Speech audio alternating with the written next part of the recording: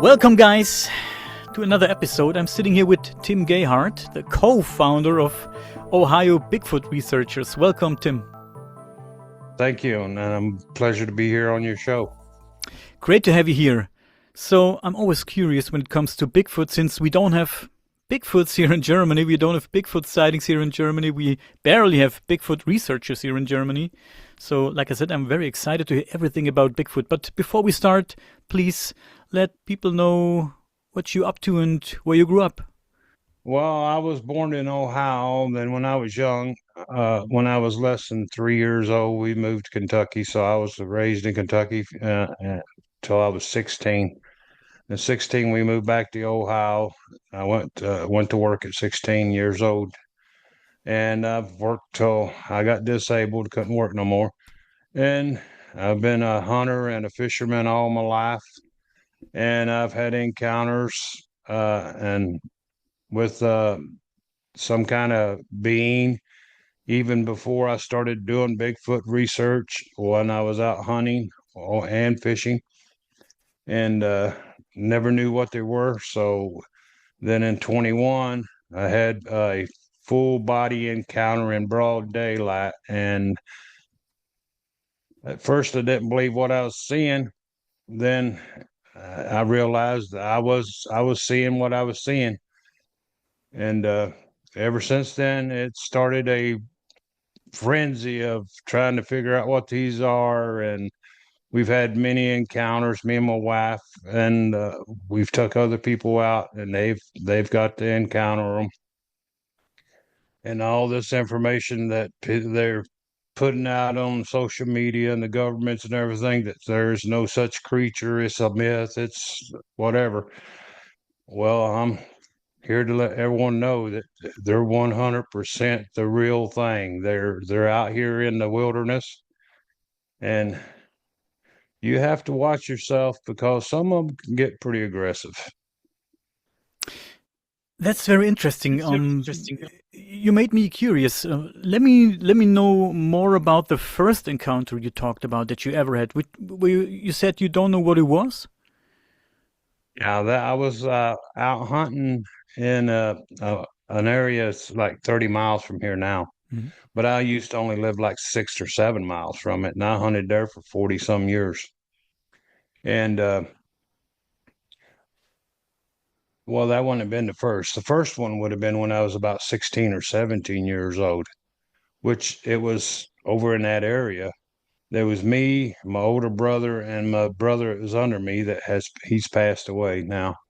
And we went hunting one night, coon hunting with the dogs over in front of our house where we rented over into a wood area over there. I think there was probably 125 acres of wood there. And we was coon hunting that night. It was late fall. It would have been either late November or early December. And this would have been, would have been 8, 16, 17. So this would have been like 82, 83.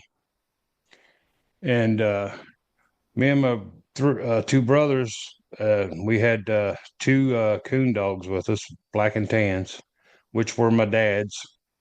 And we went over there, and it was probably 6 o'clock in the evening. It gets dark here about 5:30 during the winter, and we turned the dogs loose, and they went out, made through the woods, and we was standing there in the woods waiting on them to see if they could pick up a coon or pick up the trail of a coon. Then they come back, and they had their tails tucked between their legs, and it was strange. I'm like, well, the one black and tan male, he was pretty aggressive. He didn't deal with strangers. He would bite a stranger.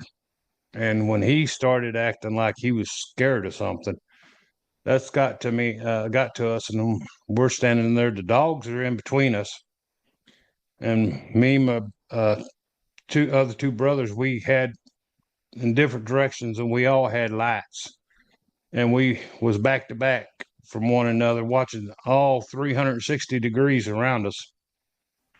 And we started hearing this walking around us.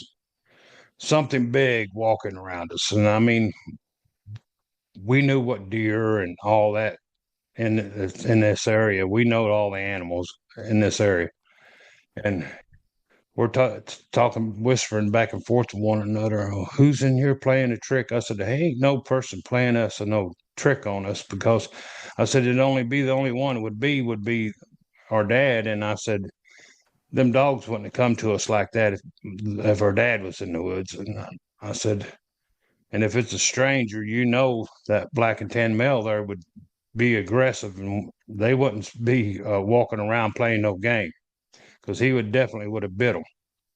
I said, something ain't right here. And this thing kept walking around us and walking around us. You could hear it walking. It sounded like a huge person walking around us. And our lights, it stayed out of the beam of our lights. It stayed far enough outside of the light shine so it wouldn't be seen.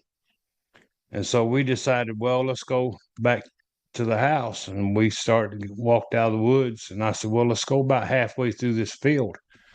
And we'll turn our lights out. We'll stand there and we'll see what comes out of the woods, see what's doing this.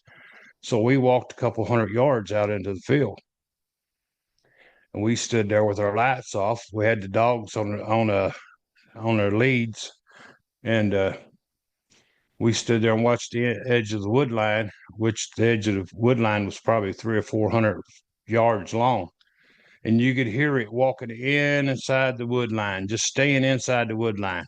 It would never come out of the wood line, come out into the field at all for us to see what it was. And so we got tired of standing there watching for it. And then we just decided to go on home and call it a night and tie the dogs up and go to bed. And this was probably no later than 7:30 at night. And so we give up hunting for that night. Interesting.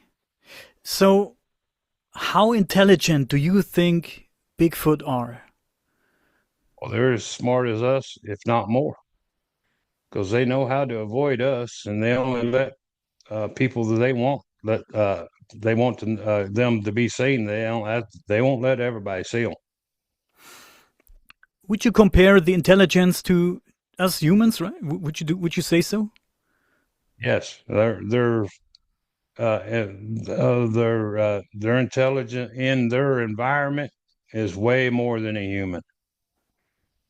And from what I've seen over the last few years researching them, their intelligence is up there. I mean, they're above average intelligence of a human being. Hmm. I heard stories from other researchers. They said they found out that Bigfoots build stuff from wood. Oh yeah, they build structures. They make arches where they take trees and they bend them, and then they put a Hmm. tie them down to another log or something that's on the ground, or they tie them to another bush, or yeah, they interweave them and hold them in place that way. They also build teepee like looking structures out of logs bigger than any human can pick up.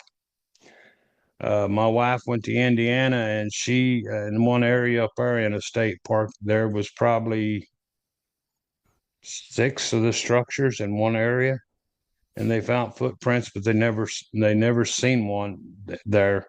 But some of the logs that they used in the structures, there was none of them cut by saw or axe or anything. And some of these logs was probably 17 feet tall, long, and probably 8 to 9 inches around, which is probably 400 to 600 pounds. Ain't a human going to pick that up and stand it up and make a teepee out of it. Damn. And Another there was no way to researcher. Yeah, go on. Sorry. there was no way that any equipment or anything was brought in there to do that. Another researcher told me that he doesn't know why they make these structures. Some of them he thinks he can explain, but a few of these structures he can't explain. And I was asking myself if maybe a few of these structures could have It's a strange idea, I know. Could have a spiritual meaning, maybe. Probably because most of the research that we've been doing and other people that we research with and communicate with, they've seen some weird stuff out of them. I mean, there's been times when they've seen just a partial one moving through the woods, like it was half there, half wasn't there. Um, they used to uh, before the English settlers come to the United States, they used to trade and with the Native Americans here. They used to conversate with them, trade with them, teach them of different things, plants and how to find different water sources and all kinds of stuff. The natives learned from them. Hmm. So there could be a possibility that these creatures are spiritual. Maybe pray to some spirits. Who knows? I don't know that, but the belief is from probably 40 to 60% of the researchers, and what I've seen them doing stuff, that they're the ancient fallen angel Nephilim bloodline. Mhm. They're not an ape like they try to push since 1970. No, they're not. No, they didn't evolve from no ape. We didn't evolve from no ape. Their theory of evolution is absolutely incorrect. Because if we evolved from anything, why is there still apes and monkeys and stuff? If the evolution would have, they would have disappeared if we evolved from them. Have you heard about the idea that there could be a connection between UFOs and Bigfoot? It's a possibility. Who even knows what UFOs are, or where they come from? That do they come from outer space, or are they on the Earth and they just underwater, or underground, or what? Who knows? Yeah, I like the idea that this phenomena stems from here. I like the idea that they're not from outer space, but who knows? You're right. We don't know. We don't know. So tell me about a few personal encounters. You sent me a few interesting pictures, but tell us about some interesting encounters that you had. Well, we've had probably at least 18 to 20 some encounters where we have seen them. And then like noises and stuff like that, we don't even count them as encounters. That was just circumstance when we're out researching. We don't consider that an encounter. We just, oh, well, they're one's a making a whoop. Okay, we didn't see it, but so we don't count that as encounters. The encounters is usually we either see movement of them, or we see them peeking around a tree, or sitting in under bushes looking out at us, or standing in the bushes looking at us. I mean, we've had a visual of most of their encounters. And the very first encounter, full body encounter we had, was in April of 2021, and we went to a state park south of us here. It's about 2 hours and a half away from us. They was having a Bigfoot meeting. A group was, they camp out all weekend and do research and investigations, and we joined that group. And so we ended up going down there to a camp out, in which this was our first time in the area. And we was driving around checking everything out, and we went to this one area, and my wife was down at the lake, because there's like a 30, I think it's 2,800 acre lake there. And she was down at the lake, down at the shoreline.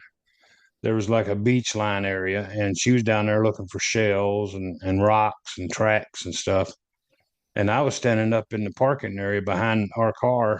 I was smoking a cigarette, and it's hilly down there. I was watching the hill, because this place is well known for Bigfoot being sighted there. It's I think it's either the first or second spot in Ohio that has the most encounters with them.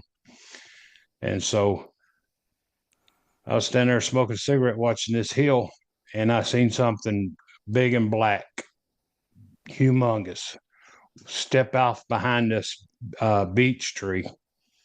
And I'm looking at this thing and I'm going, what is this? What? I mean, that was in the moment of trying to figure out, am I seeing what that is, what I see up there on the hill? And then it walked across about 15 feet to the next tree, which was a big oak. And I'm like, my mind's just telling me, yeah, you've seen this. Then my mind's saying, no, you ain't seeing what your eyes are playing tricks on you. And I'm staring at this thing as it walks across there, and it's twice my size, and I'm 6'2", and I was at the time I was probably about 290 pounds, and this thing made me look small, and I'm like, man, and I'm arguing with myself that I'm not seeing what I'm seeing walking across there, and I said, well, should I holler for her to come up here, or should I go down there and get her and not try to make too much noise, and it might stay in the same area and she might get to see it? So I decided, well, I'll just walk down there and tell her. And I walked down there where she was at and told her. We come back up there and put her right in the exact spot where I was standing. And I showed her the tree where it walked from to the tree where it walked to. And she goes, you sure you seen what you seen? I said, yeah, I'm positive I've seen what I seen. I said, I stood here for at least half a minute or longer arguing with myself about if I seen what I seen walked across there. And she said, okay, well, they're known to be here. I said, let's go down through here and look and watch the hill and see if we can catch it moving or if it's still here. So we went the road dead ends at the lake. It's a man-made lake, and they dead ended all the roads that go where one used to go through there across it. And we started down to the dead end, and there's a guardrail keep you from driving down through there. So we come around this guardrail. She's in front, and she's walking in front of me, and there's this fallen tree across the road. It's still the pavement's there, and there's this fallen tree. It's probably at least 14 foot. It was as long as a two-lane highway, two-lane road. It's from one end of it to the other, clean covered. And she goes, now, babe, don't trip over that because I have to walk with a cane. My back's bad. My legs don't want to work right. And so I said, okay. I took my time, got across the log. Now this fallen tree, it's probably 8 to 10 inches around. It's probably this big around. And we go across through there, and we're going down that lane, down the road there, and we're watching the hill. And I see these where things have been coming off the hill paths, and I'm like, well, deer and stuff's been coming off here to get water or something. Something is traveling right here really heavy. I looked there, and there was all the leaves was wore off the ground, and the vegetation was wore off. It was just slick where something been using it all the time. Never seen no tracks of no kind in it. And I'm like, that dirt that hard, it ain't leaving track of anything coming off her. So we go on down a little further, and here's another one where something's been coming off the hill. And I mean, I said, man, there's a lot of stuff coming out of the hills to come down here to get water and whatever to eat. And I got to looking, and we stand there looking at that. She was watching the hill, and I was looking to see if I could find any kind of track, see what kind of animals coming down off that hill. And then I looked to my right just a little bit. There was one little twig, forked twigs, green saplings there, and I'm like, kept looking at it, and I'm like, is that a footprint behind that little tree there? She said, where? And I took my cane and pushed it over. I said, right there. And she got to looking and said, yeah, that's a footprint. That looks like a human footprint. I said, why is a barefoot human footprint on the side of that bank hill? And this hill's like this. It's like 6 foot tall before it levels out a little bit, and then it goes on up, and where they cut the road through there. And I'm like, why is a human barefooted? I said, I only see one print there, and it was probably 10 inches by 4.5 inches.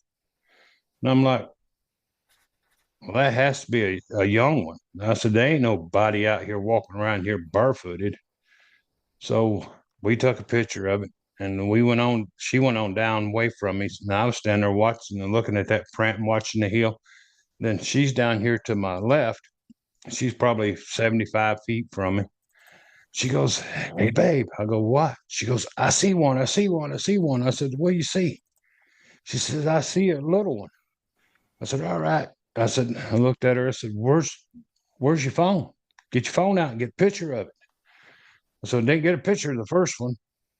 And so she gets her phone out of her back pocket and she starts taking pictures. And I walk down there real slow to her, watching the hill, see if I can see it run off. I get down there and she goes, it's right up there by that big white tree, which is beech tree. And she said, it's right at the bottom of it. And I looked and she said, that black thing right there. I said, yeah, I see it. And it was a little one. It was probably 3.5 foot tall. It had its arm on the tree like this. And it had its back turned towards her. She goes, it was looking at me till I got my phone out and started taking pictures. Then it started looking up the hill away from me. It wouldn't look at me when I take pictures. And about that time, we heard a mouth pop like you pop your tongue. And that little thing went around the tree just flying. I'm like, well, that must be mama or somebody telling it to hide. They're seeing us and they're seeing us watching it. And it went around the back side of the tree and around to the back of the tree. And we're standing there watching, waiting for it to go on up the hill. Never did see it go up the hill. And I'm like, well, did it go around behind the tree and sit down, or did it just stay in line with the tree where we can't see it go away from it? I said, you walk down that way a little bit and look back, see if it's sitting behind this tree. I'll stay right here so it keeps its attention on me. So she walked down probably 25 feet, turning, looking up the hill behind the tree. And she said, no, it's not there no more. I said, well, it must have went straight up the hill behind that tree where we couldn't see it. Wow.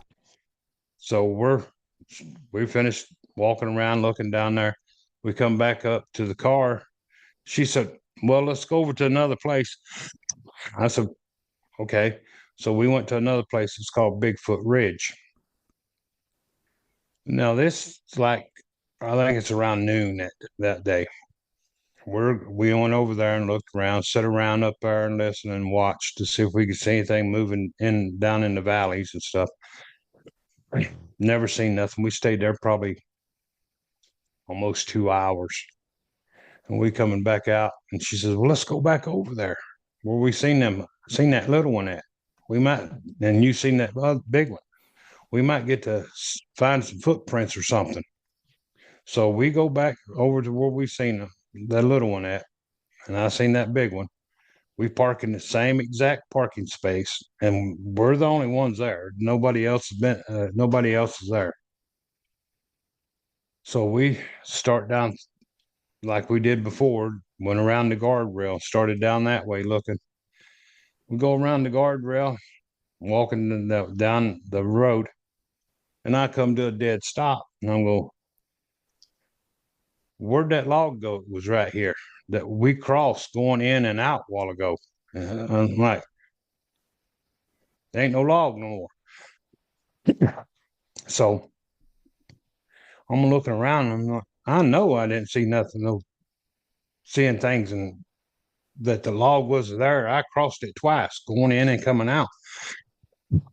And she goes, yeah, where did it go? I'm like, I got to looking around and I seen it over here, and it's broke into 3 pieces. So I walk over there and I'm looking for saw marks, axe marks, and everything on this tree, and it ain't nothing. It's broke. And I'm like, there's no way a human being could break this. And the park didn't come in here and use any kind of equipment because they can't get equipment behind these guardrails. I said, something had to break this log, and it was like in a triangle shape. It was like this.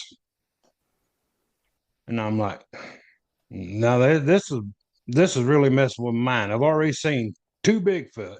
And I'm not believing all I've seen that day, the footprint and these two Bigfoot. Then here's this log. They ain't a human being. You could put a truck on top of that and not break it. And I'm like, man, this place is crazy. So we start walking back down through there. We get back down there to the second spot where we seen the first footprint. We got a picture of it. And I'm standing there looking, and I'm like, holy cow. I said, right there is a big footprint right beside that little one. And she goes, oh, that wasn't there a while ago when you took pictures. And she goes, no, this thing's like 17 inches long and probably almost 8 inches wide. I'm like, ain't no way that that thing come off the hill and broke that log and went back up the hill here. I said, we're going to have to find where it come out of the hill at. And daggone, talking too much, coughing now. And so we started looking for tracks all over them trailways and paths all the way down through there. Not a footprint nowhere. Besides that one, going back up the hill. And the way it stepped from where the hill started to where its footprint was at least 3 feet. And it was probably from there to the top to a low level spot would have been over 3 feet. And there wasn't no other tracks nowhere. So we walked back up toward where the car is. And the park had been in there, and then they scraped a place out between the hill and a small creek or ditch or what people would call stream. And I'm like, let's go over there at fresh dirt. If it come out that anywhere through here, there should be footprints in that fresh dirt over there. So we walk over and we're looking. I seen deer tracks, coon tracks, turkey tracks. I seen all kinds of animal tracks. And I'm like, we didn't see no Bigfoot tracks or nothing. I'm like, well, I wonder where that thing come out of the hill at. That it didn't leave no sign of it coming out of the hill, but it left a footprint going back up the hill. So I'm standing there, I'm still looking, and she's over to my left. She turns and says, babe, I see one. I see one. It's a big one. And I'm like, okay. I'm like, where's your phone? Oh, it's in my back pocket. I said, well, get it out and get to take a picture. And so she gets it out, starts taking pictures. I work my way over beside her. I said, now where's it at? She said, right up there by that tree, standing right beside that tree. And the way I was sitting, the bushes between me and it. And she said, here. I said, I can't see it. She said, here, step right here in front of me. So I stepped right in front of her. She said, now look straight up ahead of you there. I looked, and here's a big black one standing right beside of the tree. The only thing was behind the tree was one shoulder. The rest of it was on the outside of the tree. And she goes, that's a big female. I'm like, I said, it might be the same one I seen earlier.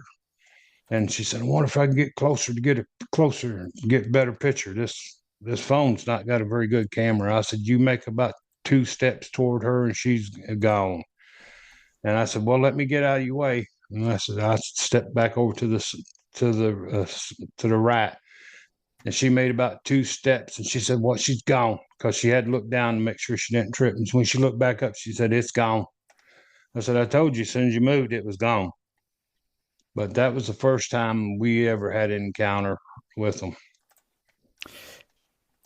It's interesting that there are so many encounters, and yours are awesome, very interesting. Thank you for that. That there are so many encounters, but yet these beings are so elusive. We don't have a clear picture. We don't have.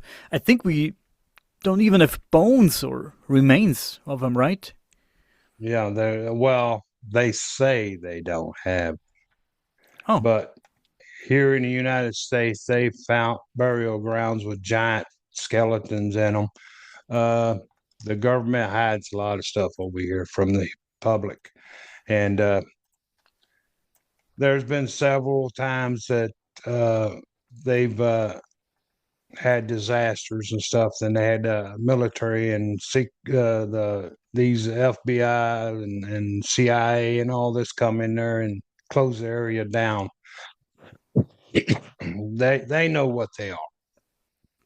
They just keep it hid because one thing here in the United States is that the tourism and all the state national parks and stuff that would drop off to nothing.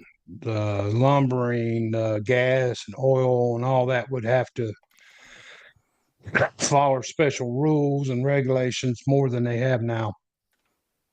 So it would cost them billions and trillions of dollars. So they're not going to let it out. what do you think? How do they live? Do they live in groups and families? Are Yeah. some of them alone? They're the most majority of them lives in family groups or community group. If they're out by themselves, they've been kicked out of a family group or community group, and then they have them ones. Them are the ones that are usually are pretty aggressive. So, why are there no remains, no bones, nor bodies? They have to go somewhere when they die. What do you think happens when the Bigfoot dies? I think they bury their bodies, or they either eat them. They eat them, Yep. but you can't eat all the bones, I guess. Well, as big as they are, I don't know. Yeah, maybe. Maybe. I mean, Well, there's not really saying that they do it, but evidently either they bury them or or hide them they're underground they somewhere in an underground yeah, cemetery. Maybe. Who knows? Maybe everything is yeah, possible, right? Yeah. yeah. Yeah. Have you heard about this guy Peter Kane and his frozen Bigfoot head? Oh, the dog trainer they call him. I guess so. I'm not familiar with that, I but think that's yeah, go on. he's his dad and his grandpa was supposed to kill one in the 50s and stuff, and somewhere's down south Hmm. Louisiana or somewhere. I don't think that's too much real. I wouldn't put 100% fact on that I because I think we have a. It looks like a. Hmm. Let's say it looks like a bison head or something like that. yeah, it's from what I've seen of them and stuff. It no, because they look. There's some of them that looks like uh, there's like five different species of them that it's been told from the natives and stuff. But that's the one he's got the head and stuff. No, it's. I'm not going to say for 100% that it's a fake, but from what I could see of the videos and stuff that he shows of it, it doesn't even resemble what they look like. Let's look at your pictures, the pictures you sent me. What do we have Okay, that here? straight up there, right in front of your cursor, right there. You take your cursor straight up to the just to the right of that tree. That's the face of a female in the area where we've seen the full body one and the little one. And just to her right, just a little bit, is one of her little ones peeking up over the bushes. You mean that? Yep. Oh, And, that's the side yeah, the move you. side profile of a head. Yeah, if zoom in and move your cursor up there, yeah, that's her face right there, right beside that tree, and then just to the right of it, her face is the one looking right over top of that little branch. Right here? And if you look right down, uh, it's Yeah, right beside her face. I mean, it ain't within inches of her face there. Just right below her eye level is there's Here. one looking right at you.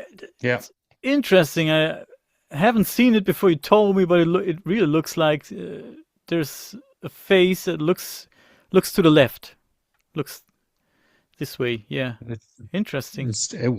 it would be her face is right beside the tree, Yeah. and the little one's just to the right of her face, down and just a little bit to the right of her face, looking right over at one branch. And if you look between the branches below her face, you can see her female part right there, that dark area right below her face. Right That's here. her breast. Yeah. So, and if you took the picture, right? Yeah. My wife took the picture, Your wife took the picture, but and yeah, and I what was standing there when she took it. was the creature moving at all, or Uh, the only thing she was doing was turn her head every little bit. And the interesting? little one, he'd turn its head a little bit. What do we see Now that one here? right there, right, if you look right between the three trees right there, you'll see it. Here we go. Yeah. I sent you So the blowed up part of it, I guess that's the like of back. that. That's the That's the whole side of one walking away. that's the left leg. Would it? Yeah, be left leg and arm and shoulder and part of the head. I mean, these pictures are interesting, but what an elusive creature, man! We never get a clear picture of this, guys. It's Oh, it's interesting. hard because you only got a split second. How many people's gonna have a phone up or a camera up and fully Of course. focused and everything? How fast That do they was move? probably yeah. They move pretty quick. And walking, they their stride is like 4.5 foot. Interesting. If they're running, they can run about 15 to 18 feet at a stride. What do you see here? That's a big male.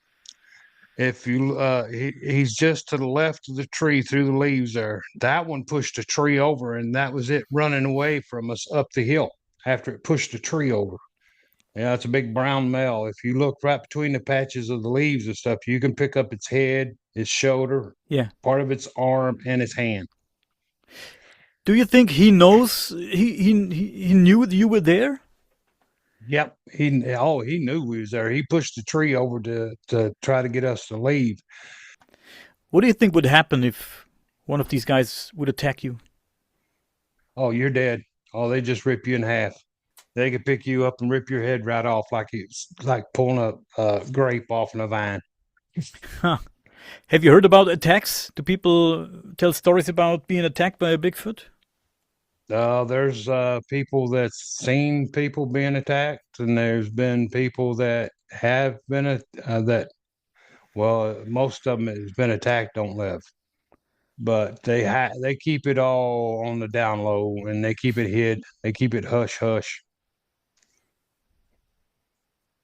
Would you put Bigfoot? It's a strange question. Very sorry, and all you guys out there, very sorry, but I have to ask: Do you would you put Bigfoot in the same realm like the Dog Man or the Mothman?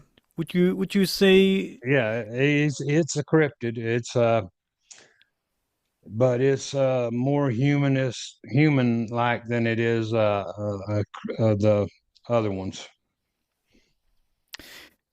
What do you think Bigfoot is? Do you think it could be some kind of type of hybrid or an experiment or what is it?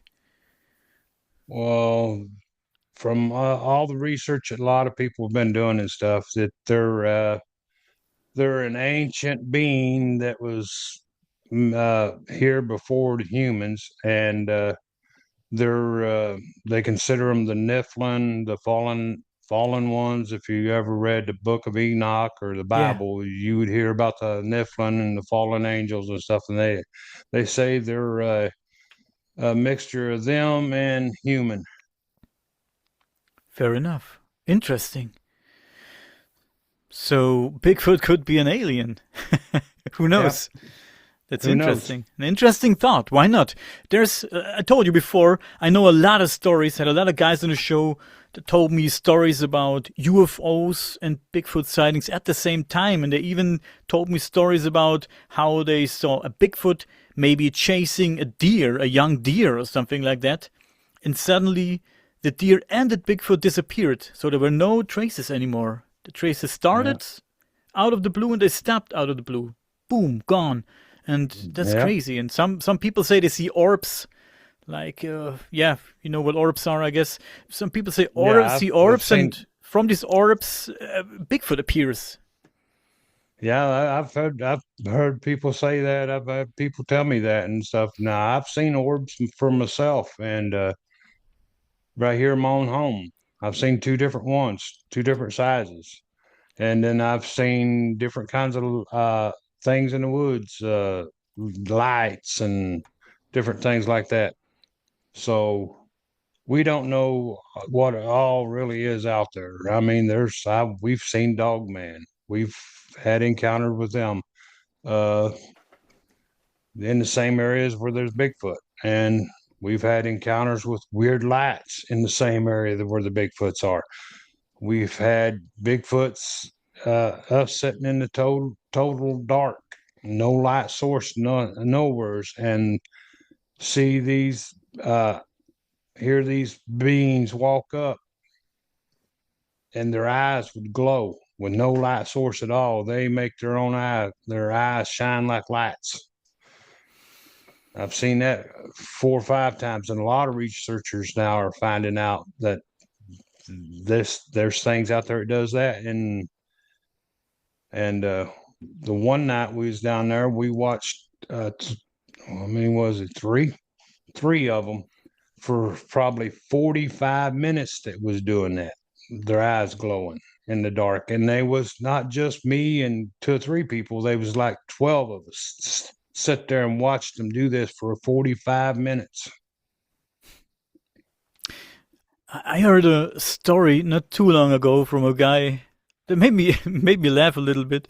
Sorry, but yeah, who knows? He said he thinks that Bigfoot is used by the government, and Bigfoot is responsible for a lot of cases where people disappear and never come back.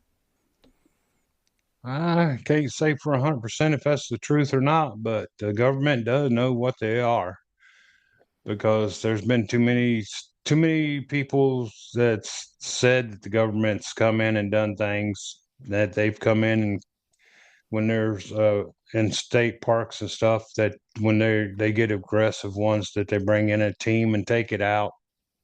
And then when Mount St. Helens blowed up, there was people that said that they was in the military and they went there to do the cleanup to get rid of all the dead animals and help all the people out there. That they had the whole area shut down. That they brought in military trucks and stuff, semis and stuff, and help and hauled off all the dead bodies. And Bigfoot was amongst it, and Damn, there was Bigfoot that was burnt and stuff that they had doctors bandaging them up and all this and that. So who really knows? you never know. So The government keeps a lot of stuff hid. definitely, and they won't come clean when it comes to UFO stuff too. There's so much going on with the UFO stuff over there where you at in the states, Yeah, and they only they're give you starting to little. bring it out a little bit. Yeah, They're but bringing but it out a little bit. yeah. So there's every 2 weeks we have a new whistleblower, and he tells Yeah. interesting stories, and they blow these stories up. But my opinion is, we had whistleblowers in the 60s, in the 70s, in the 80s, in the 90s. There was whistleblowers all the time. Think about Bob Lazar, and who knows? There was so much more, and they everybody had great stories back then. Interesting, very very interesting stories. Much more interesting than the stories we hear today. But yeah, back then nobody Well, I cared had too a truck. much. I had a truck driving friend. He was high profile. He had high clearance. He drove for the government. Oh. And this man, he was just like a brother to me. And he told me some stuff that he drove around, hauled around on the roads. He went to underground bases over here, underground laboratories, seen a lot of crazy stuff. He told me all about them. It's just some of the stuff he hauled, the stuff he's seen in the underground bases, underground laboratories over here. He said, don't put nothing past the government because he said, I drove for them for years. And he says, they're not good people. Here we go. But now he made me curious. Did he tell you what he saw? Oh, he's seen where they was doing experiments with gene splicing. He said he's seen humans that were mixed with like mermaids, mixed with fish, snakes, reptiles, horses, cattle. He's seen it all in these labs. So they created human fish hybrids, human reptile hybrids. Wow. Yep. Yep. That's some crazy stuff. Yeah. Yeah. He said you wouldn't believe it. He said I didn't believe it, but I was standing right there and I seen what they was doing. He said, yeah, they had them in uh, confinement areas that they was studying them and all this and that. And then he said it's crazy stuff. He's hauled experimental animals and stuff into his truck and had armed guards sitting right beside him in the seat and stuff. And the truck didn't stop from point A to point B. And armed guards sitting beside of him. And he was hauling one trip and he said he had to go to the restroom when he first started. And he was just going to pull off side the interstate and then run over into the woods to go to the restroom. He said when he pulled that truck over and put the brakes on and locked it out of gear and stuff, and he said he reached to get the door handle and he had a 45 stuck to the side of his head. Said you twist that doorknob before your foot hits that step, you're dead. Get this truck rolling. Damn. He said, well, I got to go to the restroom. He said, we'll fix your truck when we get to the next point. The next time you're in it, you'll be able to hook up to your hose and stuff. And they did when they got to the next area and dropped that load. They fixed his semi that he had a tube he could go to the restroom and stuff. Wow. What a Yeah, story. it's some crazy stuff, buddy. And then they got trucks they call black nights, and they only travel at night. They haul government secret stuff only at night on the interstates and stuff, and they're all blacked out trucks, all black trucks and trailers, no identifying logos or nothing on these trucks, and they only run at night. Did he say something about UFOs and alien stuff? Oh yeah, I mean, I've got friends and stuff that said researches this stuff, and I've talked to a few people that's been abducted and lost time and just get partial glimpses of what in their mind, what went on with them and stuff. But well, there was a thing called in the 1950s with the president here in the United States that they signed an agreement with the aliens and stuff that they're allowed to take so many people to research on Mhm. for trading for some of their technology. It's called Project Blue Book. And all these secret bases and stuff and these secret things that they do is started back then. And they've kept it hush hush ever since. And well, they're just now coming out with, oh yeah, we have UAPs and there's alien life that comes and visits Earth and all this and that. They ain't gonna come out with 100% of the truth because these ABC agencies, they all keep the stuff shut up. They just give you a little bit in the news and stuff, so people are satisfied for a while, and then People want to know more, and they give you a little bit more stuff, but they will never tell you the truth. They will never ever tell you the truth. Never. Nope, nope. And I No, if they control the knowledge, you control the people. right. Well said. Well said. But let's go back to your Bigfoot photos. There's another interesting picture here. We have a fingerprint. This is a Bigfoot fingerprint, right? That is its side of its palm and part of its finger. Oh, the palm. Yep. The other So, smaller one to the right of that is a fingerprint. That was in August of 24. I think I sent you two pictures. One that one, and then one with both of them on there.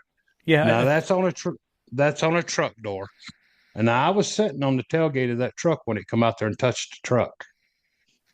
I had to pull my weapon and put a round in the chamber because I didn't know what it was going to do because it was less than 8 foot from me. Me and another researcher sitting on the tailgate of the truck when we was doing a night investigation. We didn't have no lights or nothing on, and we was out doing a night investigation. They was like, I think it was 14 people, and 12 of them were down in the woods, and me and her were sitting on the tailgate of the truck, and they did a call down in the woods. Then which been over my left shoulder, I heard a house, somebody's dog at their house was barking down in the valley. Then right after the dog quit barking, there was these three weird, I don't know what you call it, screeching, howling noise. hmm. And it was no animal in Ohio that did it because, like I said, I've hunted for over 40 some years. I know what animals, what they sound they make, what their tracks, everything are. And I was talking to the researcher sitting beside me. I said, "Did you hear that?" She goes, "Yeah." That's some weird noises, ain't it? I said, "Yeah, that's." She goes, "That's nothing I've ever heard." And we're sitting there probably a minute to 2 minutes. And then I hear something moving over here into the brush, which is the wood line right beside it. It's about 6 foot from where we was parked. I hear this thing, something moving in the bushes, in the brush. Then I hear down behind us, which we was parked off in a gravel road in a little parking area, a grass parking area. I hear something come out of the woods, come across the gravel road. There was a growed up CRP field, which it wasn't planted. It was just weeds and brush and stuff. I hear this thing go into that, and she's here on my right side, and I'm taking my arm and bumping her and pointing that way for her to listen. And I've already heard this one over here. Now I've heard this one back here. And I'm pointing and showing her it's coming that way. And she turns and starts watching that way. And then I hear this noise and I turn around like this over my left shoulder, and it's standing right beside the truck by the back door. So I reached and got my sidearm. I keep it on the shoulder holster. I reached and got it and wrenched around in the chamber, stuck it back in the holster while unsnapping it. And when I wrenched that round and that gun and my weapon, it goes down and goes back in the woods. And she goes, you got a gun? I said, "Yeah, I got a gun." I didn't tell her it was standing right there because you don't know how somebody's going to act when it's that close. And I mean, I was really nervous because it was within a half a step from us. It could have reached and grabbed either one of us or both of us. And this other one's coming down this way. Then it goes down below us, comes out of the field, back across the gravel road because you could hear it walking across the gravel. Comes up into the wood line in front of us. Now the other 12 people were down here on a trail in the woods about 100 yards. Well, I don't know if you use metric or standard measurement over there. Well, it was around 100 yards or so, which I don't know what meters would be. And it's going towards them, and she goes, "I hear it walking. I hear it walking." You could hear its foot going. And every time its foot would hit the ground, you could hear thud, "Duh, duh." She goes, "It's going right that way toward them." I said, "Yeah." And then, but I still hadn't told her this one was over here. And so he gets down there to close to where they're at, and they was split up a little bit from each other and stuff. There was 3 or 4 standing in each little group talking and watching. And one of the women in one of the other groups that was back this way from the rest of them down that way a little bit, she seen it. Her light hit it, and she seen it, and she let out a ah, and everybody, "What's going on? What's going on? There's one right here, right here." And by the time everybody ran up to where they was at, it already went back in the woods further away from them. And they all come out right after that. They come out, and we all load back up in their vehicles, and we go to another area. Well, the next morning, me and my wife stayed at the motel because I can't do camping in tent and stuff. I can't get on the ground. And I come out of the motel room the next morning. Now, I didn't look at it that night. The next morning, I come out to get something, pop or something out of the truck. And as soon as I stepped out and looked down the side, went to open the door, and I'm like, "Whoa!"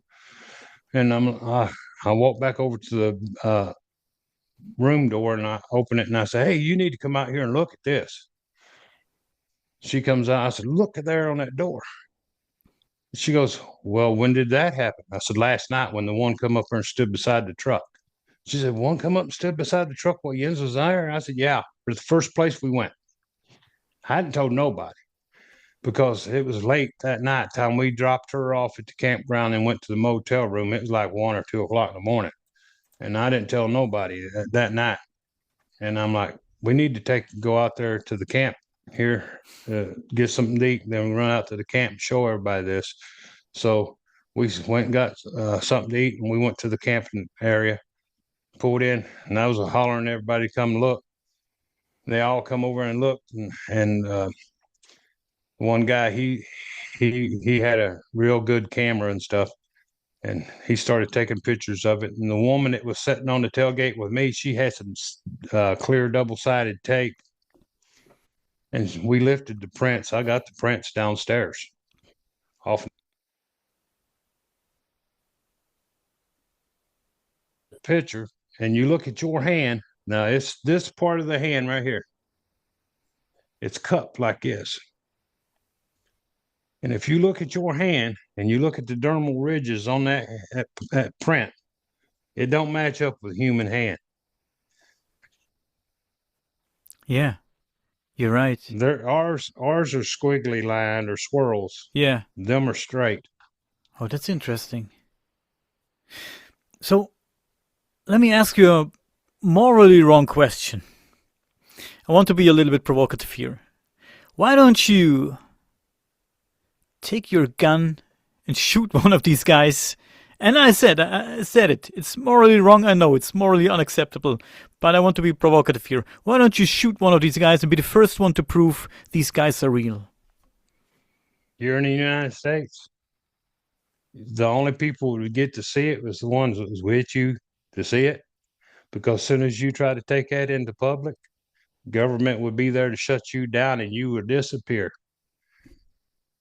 You better be a millionaire so you could take and take that body and hide it and bring you into people and show it to them, then get them out of there. And you need to be able to leave the United States and go somewhere and hide, because when you bring this out to the public, you ain't going to be found around for nobody to see you anymore. Well, that's a good reason not to shoot it. Thank you. The weapon that I had, the only way that probably would have killed it, I would have had to head shoot it 2 or 3 times probably, because other people have shot them with other weapons and they didn't kill them, and that's a no-no, because then you're hurting. They're going to come get you. Yeah, I'm guessing. They don't ever travel alone. Let's have a look, since we talked about it. Let's have a look at Peter Kane's alleged Bigfoot hat. So, what's your opinion if when you look at this guy Well, here? I'm telling you right now, that's from what I've seen of their faces and stuff and their head and stuff. No, that's not real. That's not going to say for 100% that it's not real, but I'm telling you what, from what I've seen, no, that's not real. I th If you look at the face of that and you look at the face of that picture of that one I showed you, they don't look nothing alike. in my The mind, ones it's a bison head, like I said earlier. it could be a distorted gorilla head. Who knows? Yeah, who knows? It's maybe if someone made it, it's pretty well made. You see the lips, uh, Yeah. but they also look a little bit unnatural. But who knows? And you see the eye and the nose. It's pretty well made, and the ear. Well, it looks interesting though. But I know. I think. Well, the ones I've seen, the ears are more human looking ears on them, and they're smaller than they're smaller than what the head for what the size of the head should be. Yeah, it has a pretty thick neck here. Yeah. Well, Oh, yeah. they don't have a neck. I mean, it goes from their tricep from their shoulder muscles, and their shoulders come right even almost with their jaw. Oh, okay. So their tripeaks, whatever you call your muscles up here, Yeah. yeah, they don't have a very long neck at all. I mean, their head sits right on their shoulders. Hmm. I wouldn't want to mess with one of these things. Not when I've seen them push over a tree. It's probably 20 to 25 foot tall and probably 10, 12 inches round, and it was green as it could be, and it pushed it up out of the ground. They definitely got 10 times stronger than any human being. Do you think it's possible that they really do live underground? Or maybe let's go a little bit freaky here. Maybe there's an underground system, very big caves. Are there such structures where you at? Yeah, where we see these ones at, there is cave system in under the ground right there. There's a hidden entrance, and if you don't know where the hidden entrance is, yeah, not too many people knows it. Yeah, there's cave systems all over the hills and in this eastern part of the United States, the western part of the United States, and there's hill ranges in the central part of the United States. Yeah, there's a lot of well, even right here where we live, there's underground caverns. The one's called the Indian Caverns, and then there's caverns about 12 miles out here that they mine for gems and stuff, and it's all underground natural caverns. Well, that's interesting. So Could be a reason why you don't see them that often. Why they so elusive? Because they live underground, maybe, and only come up if they're I don't know looking for food or whatever. they usually it's mostly they travel at night. Then you have like what they call the day watcher Hmm. that watches the entrances and stuff wherever they're staying at, watches out for no one to walk up on the group while they're sleeping. Another weird question. Uh, Before we wrap it up for today, I was talking to another researcher, and he told me that they sometimes steal things from humans. Yep. Have you heard about that? What do they Oh steal? yeah. Well, they still like uh, stuff like tools, livestock, food, clothes, anything that you leave out for them to get a hold of. They'll well, if they're curious about it, yeah, they'll pick it up and walk off with it. Yeah, we've gifted them food. We've gifted that female. We gifted her a hairbrush and the see when was it 2024? Yeah, April 2024. We was down there, and there was we was having a camp out and everything. The groups was, and my wife and four other researchers went to this area where we see this female and that male and the little ones. And we told them about gifting her a brush. Well, the four other researchers that was with my wife at the time, the brush comes flying out of the woods and lands right in front of them. And my wife, the one man, he's a well-known researcher. He has YouTube and everything too. And he's hollering for my wife, which her name's Renee. He said, Renee, come here, because they was walking behind him. He was leading up front, and she gets up there. He goes, "What color's that hairbrush you said you give her?" And my wife said, "Well, it's got a brown handle and it's got black bristles and it's a wood handle brush." And it was a Goody brush brand. And he says, "Is that it laying right there?" And she looks at it and says, "Yeah, it looks like it." And he goes, "Well, it just come flying out of the woods and landed right there in front of me." And all the rest of them got there at that time. And he goes, "That's you told me she shouldn't give her a hairbrush." And everybody said, "Yeah, they told us they give her a hairbrush." And he goes, "What are we going to do with it?" He said, "It's got hair in it." When they said, we ain't out to prove they're real or nothing. We're not going to bother her hair." And she reaches down and picks it up, and on the handle of it was little square teeth prints from like a young one chewing on the handle of it. He said, "Man, that's got DNA everywhere. It's got chew marks on it. It's got hair in it." And she said, "We're not doing that." She said, "We ain't out to prove it. You know what we've told you. Now you see it for a fact." She said, "Now you stand right here, and I'm going to take this down there to where we gifted it to her, and I'm putting it back so she can have it back." And well, she did that, and then she took the one of the females with her because that knows where we gift at, and she seen Renee put the hairbrush back behind the place where we gift at, and they all walk off. And it was probably it was about 1 or 2 o'clock in the evening day that time. And then they went back down there like an hour and something later, and then they walked back down there to that gifting tree, and that brush was gone again. Well, that's an interesting story. So I have many more questions, but we are running out of time, Tim. But Well, we can do this more often, another yeah, time or two, whatever.